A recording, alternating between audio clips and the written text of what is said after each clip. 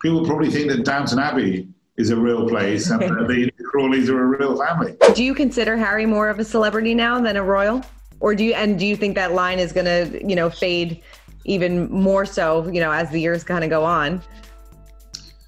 I think it's inevitable that the Sussexes become more celebrity than they are royal, because they've stepped away from that public servant role. They aren't paid by the government, which is in essence what the royal family are. They've stepped away from the daily duty and service of some really quite mundane things, whether it's planting trees in some random town or shaking hands with the local dignitaries, which is what the life of a royal is quite often. And a lot of charity work, a lot of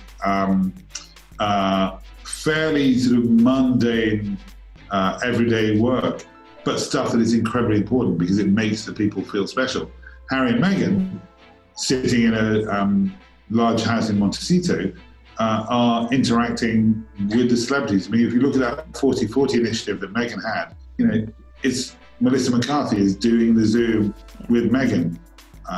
Automatically, they're placing themselves in the world of celebrity. And so I think it's inevitable that will happen. But maybe they've made that conscious decision that that's how they will get their message out there. How do you think the royal family feels with all the new movies? We have a musical coming out, The Crown, obviously, about Diana. How do you think the royal family feels with so many different spotlights on Diana during this time? I think the royals have got used to this endless spotlight. I mean, there've always been movies about the royals. There've always been books about them. I think Diana was on the front cover of more magazines than anybody else. So I think they've got used to it. I think it's what's frustrating, though, from the people I speak to within the royal household, is that we, the public, begin to think that these dramas are real. So The Crown may well be based in fact, but all of those private conversations that we see in The Crown were exactly that, private. So no one really knows what went on in those moments. But we watch it and we think that, we know the dialogue. And if you look at the new movie Spencer, it's set over that one weekend, which I believe never even happened that weekend. But as a viewer, you'll probably believe that's the real deal.